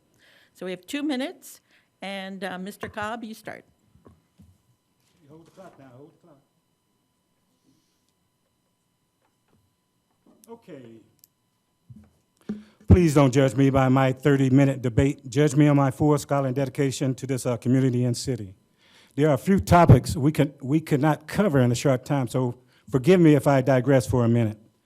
We didn't cover pension problem, $4 million woes. The state did not send out the amount we thought we were getting back. Money's being shifted around through other departments. I wonder what would happen if no one ran against the incumbent. Would there be a need or a rush for explanation or transparency? The last thing administration can do is play with someone's pension, retirement, or Social Security. To me, that's off limit. No ifs, ands, and buts about it. Businesses, closings in downtown, and some are finding greener pastures in Southwest Champaign. Why? Is it the parking? Is it the taxes? Or they hate city council's decisions? The economy, good economy for some, but the middle class or the poor, they have not felt any relief or sympathy from the trickle-down economy from the Republicans have governed under for years in the Champaign City government. Unemployment in some districts have not changed. Opportunities are few. Hope is lost. The future does not look good in some neighborhoods. More homelessness, more poverty, more food banks instead of jobs. Crime and violence. What is the administration doing to stop the crime and violence to combat the over 100 gun-related shootings in the city of Champaign? The administration has not stepped up to the plate to address the issue on TV, to give it attention that it is required for this type of criminality. This administration is led from behind on this major crisis. Instead of being proactive, they have been retroactive in preventing violence and crime. The taxpayer money that the administration throws at these programs don't reach the intended targets. These are programs that are designed for long-term results and not short-term release. Actually, it does more harm than good. The money needs to be spent in the community to provide real solutions, real opportunities, real jobs, and not just the fox guarding the hen house. That's why I'm running for mayor of Champaign. I cannot sit back and watch this city become more divided, more segregated, more or less safe, fewer opportunities for the poor, Thank working you. class, Thank people you, that are doing Mr. good and living their best Cobbs. life while the rest of us Okay. fight for 30% of the leftover pie. Enough is enough. It is time for Mr. Cobbs, your time is accountability, up. transparency, and trust. I need all the communities to stand up one more time with the blue wave and vote for change and transformation. The blue wave will leave no one behind. Let us enjoy the good life in Champaign. Thank you for your time and support. Let's make history one more time. 159 years is too long. Vote Democrat. Okay, I think we're going to give Ms. Finan some extra time there, so. Okay, Ms. Finan. Thank you again for hosting us. I have a list of things I want to talk about, but I just want to quickly say the implication that we are stealing from the pensions is just incorrect. And we are actually overpaying what the state's requirements are on city pensions. We're one of the best funded pension systems in the entire state, and you can talk to our fire and police officers about that. With respect to downtown, we have a hotel coming downtown, which is our first project that is not TIF-related. There are no government incentives. It is our tipping point. It is our proof that our downtown is healthy and stable and can support businesses that are coming on their own after over 30-plus years of help to get growth in this community. With respect to the blue wave, I would respectfully remind everybody, this is a nonpartisan election. We are nonpartisan. And so I would encourage everybody to keep that in mind as they come to vote, because that's really important in how the city of Champaign runs its government. We work together to build coalitions of at least 5 to get things done, and it's not done on a party basis. Some things that I'm proud of that I have done while I was here. In the last year, I was the chair of the Mahomet Aquifer Task Force appointed by the governor and the legislature. We did about 24 meetings in 8 months to come up with a plan of action for the Mahomet Aquifer. And that's being taken now to the legislature to look at what types of actions need to happen to preserve our most important resource, our water. We have been involved in the CORE project, which was a transparency project. If you go online, you can now see all the City of Champaign budget information online through our transparency portal. And you as a citizen can click on it and look at everything that's going on with the City of Champaign budget. We've also, as a council, worked on a local purchasing ordinance and a CDAP ordinance related to minority and women businesses to have them participate more fully in city projects and city purchases.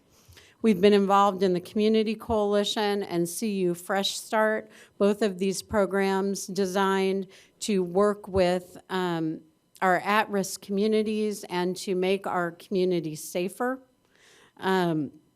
I, as mayor, have suggested 64 appointments or reappointments to our boards and commissions over the last 4 years. Some of the people who are appointed are sitting in our audience. They've come through City Government 101. Some of them are even running for office now. Pretty proud of the work that happens at that level. Mr. Cobbs is right. We have the Bristol Park Master Plan. We worked with Timberline Valley to get rid of Nasty Joe and help them form a homeowners association. At a basic level, city government is the government closest to you. We're the ones who have the impact on your life. I know that the people I sit with every night have done a tremendous job. I know that we haven't done everything perfectly, but over the last 4 years, we've worked hard on your behalf, and I would respectfully request your vote again for mayor, and hopefully we can continue that hard work. Thank you.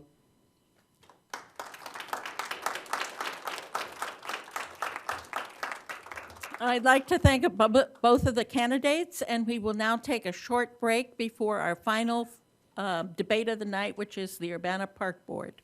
Thank you. Good evening. I am Tricia Crowley with the League of Women Voters of Champaign County, and on behalf of the League, the NAACP, and the News Gazette, I welcome you to tonight's candidate forum. This portion of tonight's forum is for the candidates for Urbana Park District. The candidates are Michael Walker, Cedric Stratton, and Roger Diggs. Michael Walker will appear by a previously recorded video. We're going to run the video first. You can see it on the monitors. And then each of the other candidates will be given 2 minutes for an opening statement. I'll ask questions submitted by the audience and previously submitted. They'll have 1 minute for each of those. And at the end, the candidates will have 2 minutes for a closing statement. If those in the audience have questions, please find Barb. She has, you can submit your questions to her. Okay, now we'll begin, and we'll begin with Mr. Walker's statement. Good evening. I would first like to thank the League of Women Voters and the NAACP and the News Gazette for hosting this event. I can't thank them enough for putting on this and to help have a community conversation so that people will pay serious attention to something that can affect their lives for a long while to come. My name is Michael Walker. I'm a longtime Urbana resident. In fact, I was born in Urbana. Went to grade school at Leal School, and in fact, both my children have also attended Leal later in my life. I have fond memories of the parks from my childhood. For example, crafts in Carl Park Pavilion, Little League games at Blair Park. I have used the parks actually throughout my life. I was on a Citizens Advisory Committee for 4 years, actually, before I ended up running for the board. When there was an opening in 1983, I ran for the park board, and I've been on the park board now for more than 35 years, including the last 15 as president of the board. And there's a lot that has happened and changed in that time, and I've been very lucky to be a part of it.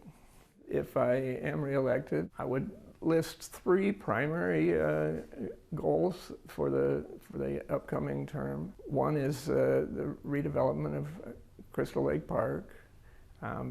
We have redone the pool there with a beautiful design that we got lots of public input, which is one of the reasons why that design is so nice.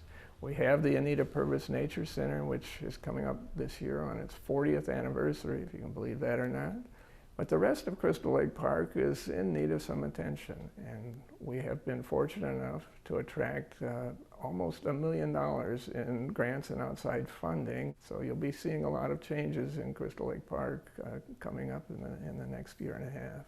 Secondly, we commissioned a study by some professionals at the U of I to help us understand what are the underserved populations in Urbana, and what are some of the barriers to their participation. We need to work hard to make sure that the entire spectrum of our community is being served by the parks that are available. And lastly, when we do surveys of the community, it always turns out that bicycle paths and trails are right up at the top of the list of what people want. And I agree wholeheartedly with that. I think it's absolutely vital. From the very beginning, I tried to specialize a bit, or certainly make myself quite familiar with the finances. I think I have been the primary lead on the board in understanding the Park District finances and the nuances of it, and it can get a little complicated. That's been something that I have specialized in, and I believe I bring a really positive role to the board in that regard. My strength as a board member is in my knowledge and memory of institutional memory of things as they have been, and also having some vision of how they could be. And at the same time, I think I have a personality that is not domineering. I'm very eager to hear the opinions of everybody on the board. We work as a team. And included in all of that, of course, is we always seek public input from off the board as well. The district just keeps on getting input from the public, and so many of the good ideas and things that have happened in the time I've been on the board have originated for that Citizens Advisory Committee and others who feel empowered to come forward with their ideas. To my mind, the Urbana parks are a vital asset to this community. Having natural areas incorporated right into the community and areas for more formal and more active recreation as well is absolutely vital to the quality of life here. I'd just like to say that I greatly appreciate the opportunity I've had to serve the citizens of Urbana for the past 36 years on the board.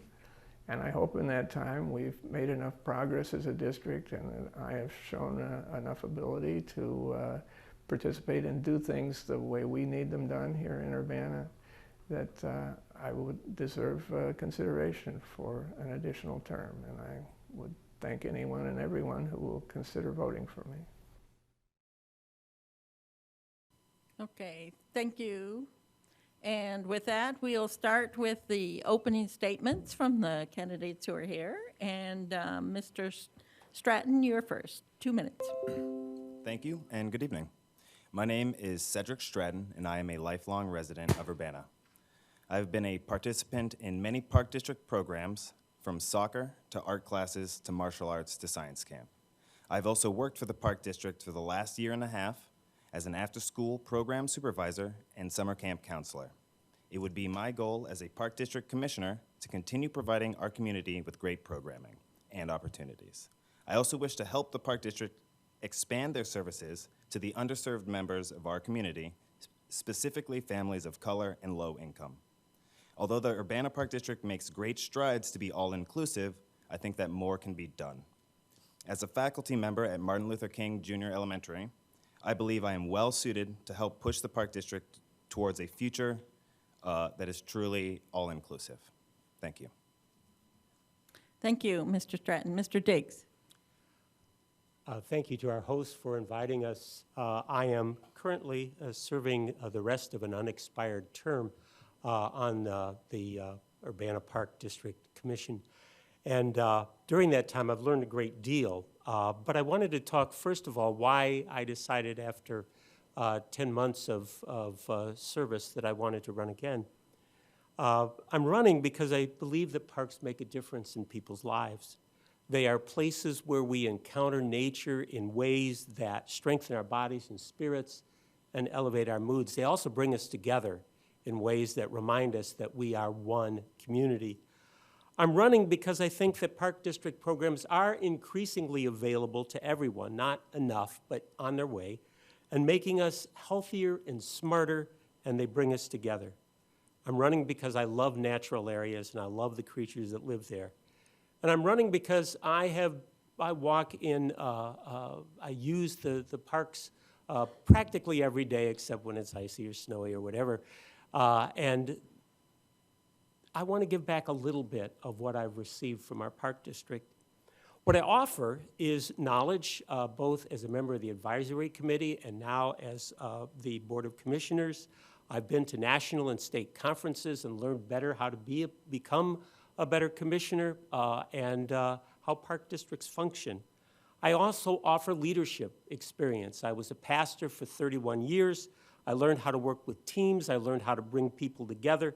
I learned how to respect and honor every individual, regardless of their age, their ethnic heritage, their language, or their situation in life. I'm running because I support the programs that we are currently doing and the plans that we have, particularly with respect to Crystal Lake Park and the Kickapoo Rail Trail.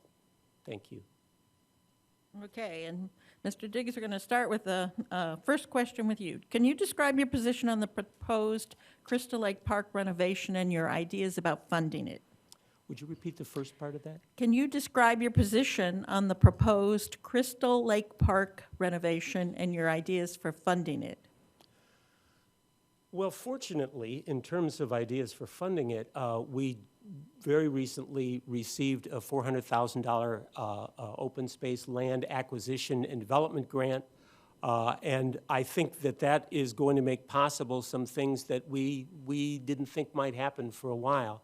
I think the shoreline is going to be improved. Everybody's concerned about water quality because we don't think Crystal Lake should be green. So we are working on the water quality. This will also help with the access to the shore. There will be playgrounds. There will be a new playground down in that area. So I think you're going to see a very different Crystal Lake Park than what you've seen in the past. What we hope is that it will be as much of a destination park as Meadowbrook has been. Okay, and Mr. Stratton, do you want me to repeat the question? Yes, please. Could you describe your position on the proposed Crystal Lake Park renovation and any ideas about funding the project? Well, unfortunately, I'm not very well versed in the proposal, but I fully believe that Crystal Lake Park is one of the greatest assets that the Urbana Park District has. I believe that any efforts put forward towards making that a better destination for families and our community should be followed through with. That is all. Okay, thank you. And Mr. Stratton, parks have many demands for services. Can you tell us your top 3 priority for services and facilities?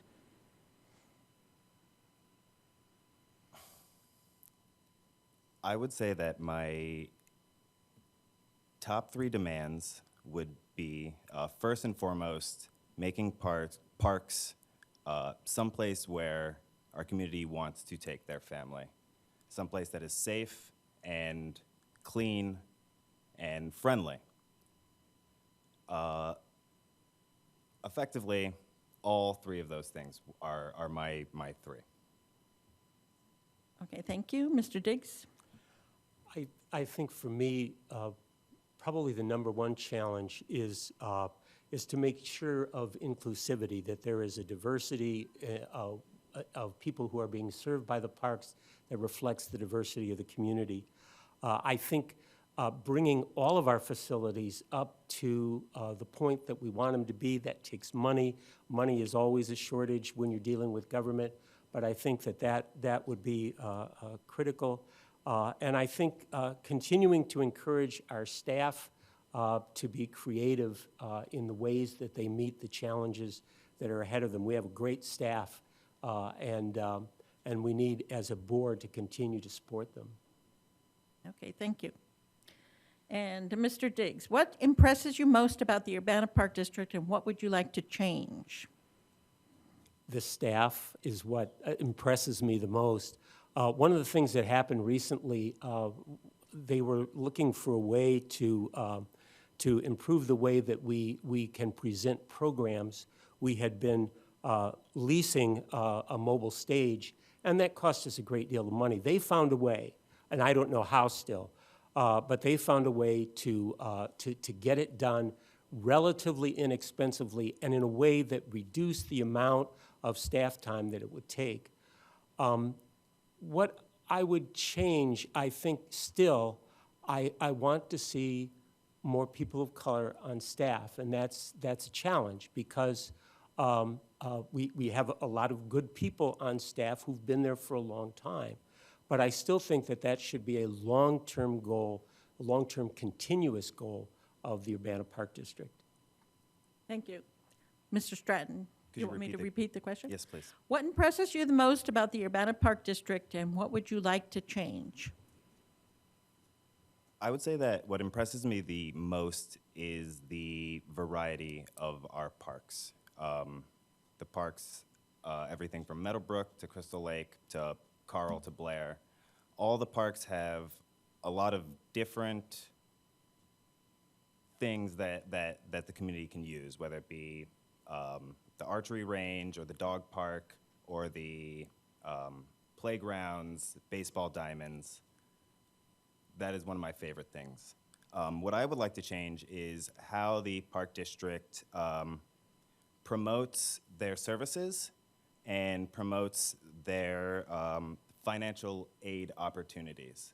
I feel like those are situations where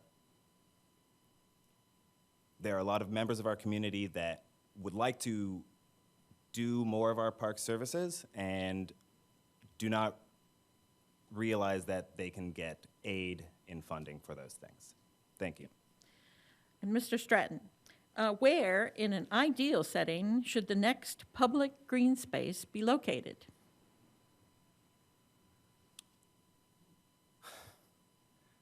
I would like a public green space to be very, in a very residential area, specifically in some of our lower income neighborhoods. Okay, thank you. Mr. Diggs. I agree. I think that we need green space in areas where there are not currently parks and places where people that we've already determined by the surveys that we had done by the university, there are underserved people. Right now we're doing what we call pop-up programs where we are going into those neighborhoods and we are using this new mobile stage that we have and other things to promote it. But I think we need, that's where I would like to see the green space put as well. Okay, thank you. Mr. Diggs, what would you personally like to accomplish during a term as commissioner? I think the most important thing to me, one thing that I bring to the board that currently there's not really anybody else that's their passion, is an interest in the Natural Areas Committee, Natural Areas, excuse me. I have volunteered to serve on the Natural Areas Committee. I do work days so that I can be in all the natural areas and know what's going on.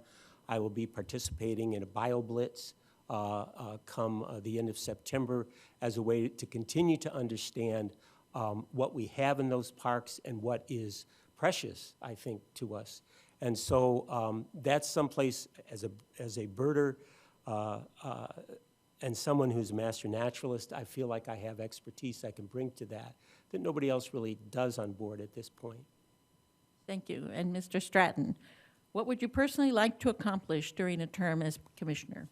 I would personally like to accomplish being a voice for our underserved communities. If I were elected, I would be, I assume I would be the youngest member of the council, and I feel like that is one of my strengths. I have an understanding of the youth of our community, working in both Urbana Middle School and Martin Luther King Jr., to have an ear for what our children need and want from the Park District, and it would be my goal to provide that. Okay, thank you. And now we're going to go to the last part of the program, which is a closing statement. You have 2 minutes, and we'll start with Mr. Stratton. I'll be brief. In closing, I believe that the Urbana Park District does a lot of great things. We have amazing parks, but now it's time to shift our focus back to the community. I not only wish to be a park commissioner, but I also wish to be an ambassador for our community. Thank you. Mr. Diggs.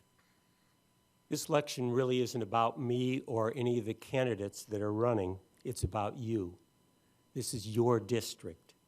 Having researched the history of Meadowbrook Park for the past 5 years, I've been reminded of that fact again and again. It was Urbana citizens who voted to establish the Park District 112 years ago.